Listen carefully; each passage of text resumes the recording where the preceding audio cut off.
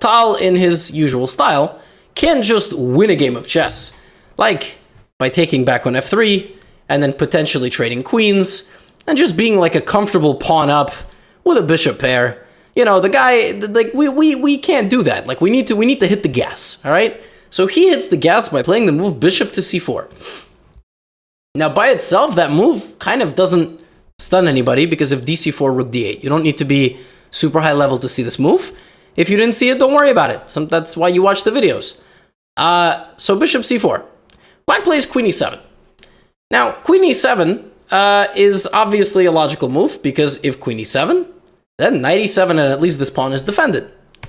So Tal plays knight takes d5, which also makes sense, considering that black has removed the defender of the d5 pawn. And now we'll play queen a3.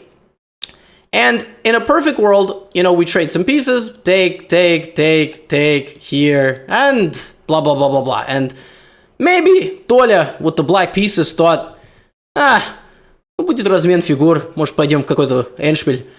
No, literally, maybe that's what he thought. But Tal obviously had other plans, so he gave a check. Okay, I mean, and then he's gonna obviously take the queen back, because you can't take either of these pieces, because there's a queen right there. King e7. And then Misha said, "Ya must have forgot," except no one forgot. Also, that quote didn't exist. Also, I don't think his English would have been that good that he could have said, "Y'all must have forgot." But I digress, and he played the move rook to e1. Yeah, rook to e1. The threat? He wants to take with check. So black has to save his queen. So rook e6, king f8. Okay, very good. But now you sack the rook. That's called a clearance sacrifice, because now your knight will get to e6 and fork these two pieces, which is why an argument can be made that queen a5 was more accurate.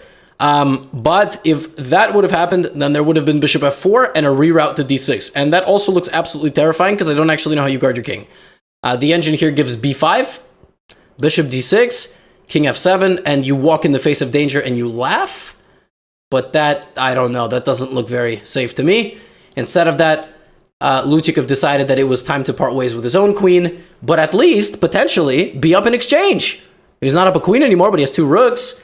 But Tal swarmed him with his rook, knight, and bishop, and actually, in very Soviet style, he won this game in the funniest of ways. Check, and a very calm knight d3. Trapping the knight on a2. He could have taken a long time ago, but his knight was hanging all over the place. So he retreated, and in true Soviet style, flashy, but also technical, and black just resigned.